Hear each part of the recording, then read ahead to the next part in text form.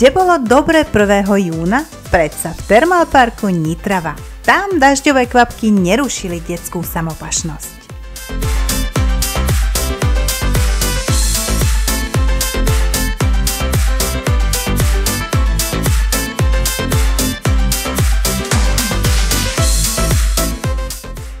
S marketingovou manažérkou tohto termálneho kúpaliska sme hovorili o prípravách na leto.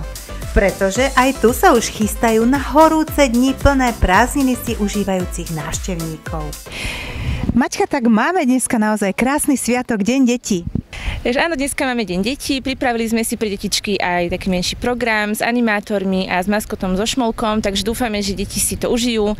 Je aj pekné počasie, nakoniec vyšlo. Aby si to pamätali a aby aj cez leto prišli veľakrát. Áno, presne tak, aby prišli aj počas letnej sezóny, keď budeme mať otvorený aj teda letný areál, kde je už tých viac bazénov pre deti.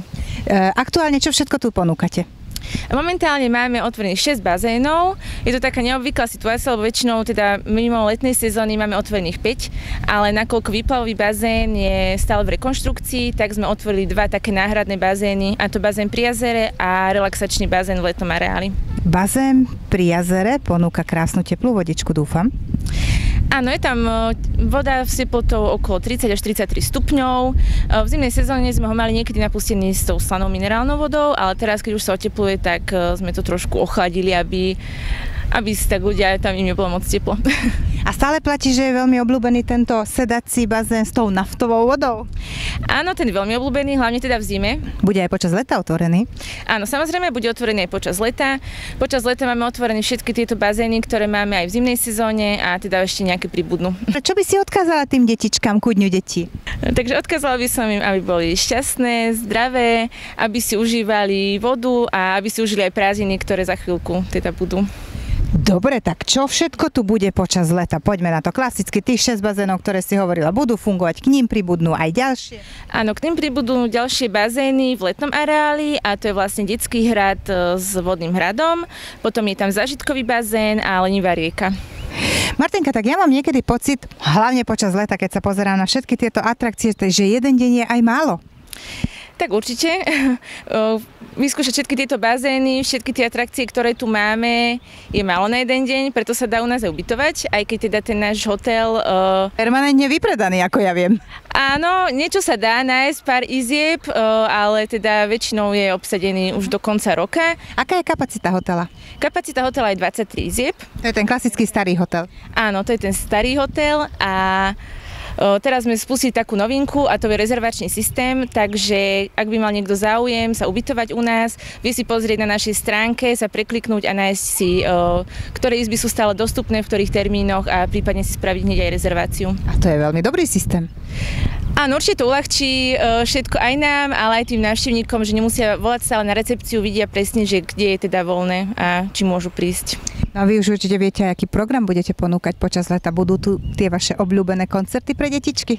Áno, určite budeme pokračovať aj s týmito koncertmi. Budú tu animátorky, tak ako každý rok, a taktiež nejaké teda koncerty, program pre deti aj pre dospelých. A čo sa týka jedla, pitia?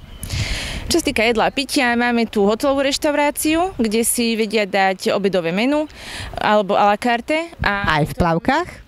Áno, v plavkách obsluhujeme na terase, na vonkajšej aj vnútornej nad hypertermálnym bazénom. A potom v areáli máme dostatok bufetov rôznych, kde si vedia ľudia vybrať rôzne druhy jedál a nápojov. Takže naozaj sú všetci spokojní a nezostanú hladní. Tak dúfame, že áno. Máme tu teda dostatok tých bufetov, takže myslím si, že každý si nájde niečo, čo sa mu zapáči a čo by si dal. Bude tu dostatok lehátok, to vidím už aj teraz. Budú za poplatok alebo zadarmo?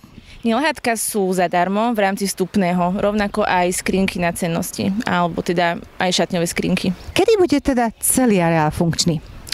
Tak letnú sezónu zvyčajne otvárame približne v polovici júna, tak to chystáme aj tento rok. Presný dátum ešte zverejníme, ale predpokladáme teda, že by to malo byť 15. júna, uvidíme aj podľa počasia, či bude stále takto pekne slnečno. Takže napríklad pre dobré vysvedčenie už s detičkami kľudne môžu plánovať rodičia cestu sem. Áno, to už bude letná sezóna určite otvorená, takže môžu prísť a oslaviť vysvedčenie, či už bude dobré alebo horšie. Srdečne všetkých divákov televízie Nové zámky pozývame k nám na kúpalisko Thermal Park Nitrava, aby prišli vyskúšať naše bazény, zažili tu rôzne zážitky, videli nejaký program aj počas leta a aby šírili naše dobré meno.